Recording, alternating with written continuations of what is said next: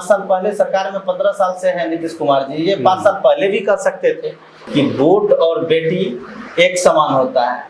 तो इतना सुधार हुआ कि 5 लाख लोगों को रोजगार मिला और जनता इस बार वोट करेगी तो बहुत सारा चीज के देख के करेगी। हेलो नमस्कार, मैं हूं नीरज कुमार, आप देख रहे हैं मोबाइल न्यूज 24। 17 लाख दर्शकों का फेवरेट न्यूज चैनल। आज बिहार विधानसभा चुनाव पर एक जो नया बदलाव आया है, लालू प्रसाद यादव जी एक बार फिर से राष्ट्रीय अध्यक्ष बन गए हैं और 2 दिन पहले ही नीतीश कुमार जी ने 400 रुपए जो वृद्धों को दिया जा रहा था उसे 1100 करके सोच रहे हैं कि अपने पक्ष में हवा बन गया है। तो क्या ये दोनों मैटर इस विधानसभा चुनाव में कुछ रंग लाएगा, कुछ बदलाव कर पाएगा या नहीं, इस पर बातचीत करने के लिए सोनवर्षा के हमारे साथ प्रमुख पति जी हैं वीरेंद्र शेखर साहब। इनसे जानेंगे कि आरजेडी को एक बार फिर से मुखिया के तौर पर लालू जी आए हुए हैं, तो इससे आप लोगों में कितना उत्साह है, या फिर जैसा माना जा रहा था कि एक युवा चेहरा तेजस्वी यादव जी को बना दिया जाना चाहिए था,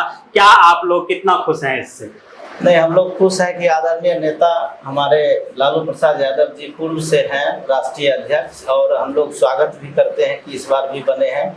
और कहीं से भी कोई दुराई नहीं है कि आदरणीय नेता तेजस्वी यादव जी बने या आदरणीय नेता लालू प्रसाद यादव जी बने राष्ट्रीय अध्यक्ष, उससे पार्टी के नियम कानून तौर तरीका और पार्टी का जो मैनिफेस्टो है उसमें कोई बदलाव नहीं होने जा रहा। बिल्कुल। जो नेता हमारे आदरणीय राष्ट्रीय अध्यक्ष लालू प्रसाद यादव जी है, उनका जो मैनिफेस्टो है वो ही मैनिफेस्टो पे हम लोग चुनाव लड़ेंगे, वो भी आदरणीय नेता का तेजस्वी जी का भी वही है। बिल्कुल। तो ये तो चाहे लालू जी के पास जो अनुभव है और जो तेजस्वी यादव जी का तेज दिमाग चलता है, दोनों मिलकर बढ़िया रिजल्ट लाए, अच्छी बात है।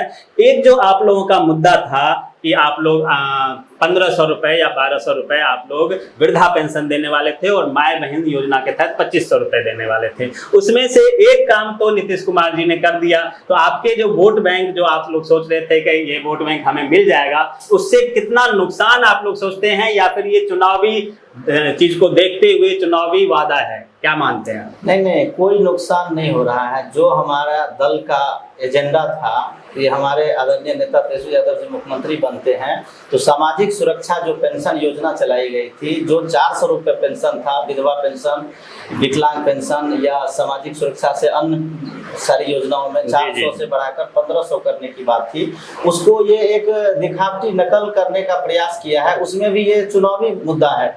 ये आज से 5 साल पहले सरकार में 15 साल से है नीतीश कुमार जी, ये 5 साल पहले भी कर सकते थे। ये कहीं ना कहीं इसको दबाने के लिए कर रहे हैं, लेकिन जनता समझ रही है, जनता जान चुकी है कि इनके ये झूठे वादे से कुछ होने जाने वाला नहीं, इस वोट पर प्रभाव नहीं पड़ने वाला। बिल्कुल, वोट पर नहीं प्रभाव पड़ने वाला है, क्योंकि जिस प्रकार से लोग ये समझते हैं कि तेजस्वी यादव के कार्यकाल में लोगों को नौकरी दी गई, क्योंकि वो ना तो नीतीश कुमार पहले 5 साल पहले कर पाए, 10 साल पहले कर पाए, 15 साल पहले कर पाए, जब 17 महीने आए उसी बीच में हुआ, उसके बाद भी कोई नया वैकेंसी नहीं हुआ। वैसे ही अब जब चुनाव आया है तो 4 महीना पहले ये पेंशन दिया गया है। देखना ये होगा कि इस पेंशन के भरोसे नीतीश कुमार अपने वोटरों को कितना अपने ऊपर बरकरार रख पाते हैं या फिर उनका वोटर फिसल जाता है, क्योंकि आने वाले समय में लोग जागरूक हैं और वोट सोच समझ कर देंगे। तो देखना है कि 4 महीने बाद जो वोटिंग होगा उसमें लोग किसे वोट देना चाहेंगे। आप क्या मानते हैं, लोगों से क्या कहना चाहेंगे कि क्या क्या मुद्दा को ध्यान में रख के वोटिंग करें? हम लोग सबसे पहले जनता मालिकों से यही आग्रह करते हैं कि वोट और बेटी एक समान होता है। वोट जिस तरह बेटी का शादी कहीं करते हैं तो निश्चित रूप से उसका घर द्वार बिजनेस पैसा देखते हैं, उसी तरह एक वोट भी देने से पहले उस आदमी के चरित्र व्यक्तित्व और उसके क्रियाकलाप को समझना चाहिए। आज चुनावी मुद्दा में हवा दे रहा है कि हम ये कर देंगे, हम वो कर देंगे। विगत 15 सालों से 20 सालों से तो नीतीश कुमार की सरकार थी, कहाँ कर पाए। वो तो आदरणीय नेता तेजस्वी जी जब मुख्यमंत्री बने, उप मुख्यमंत्री बने, तो इतना सुधार हुआ कि 5 लाख लोगों को रोजगार मिला।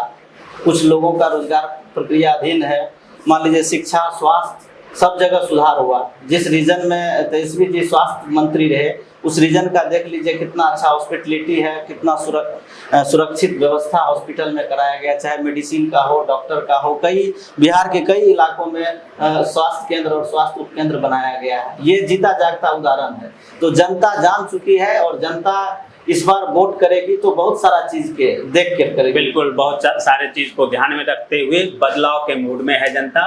बने रहिए मोबाइल न्यूज 24 के साथ। आप तमाम दर्शकों का बहुत बहुत धन्यवाद। वीरेंद्र जी, आपका भी बहुत बहुत धन्यवाद। नमस्कार।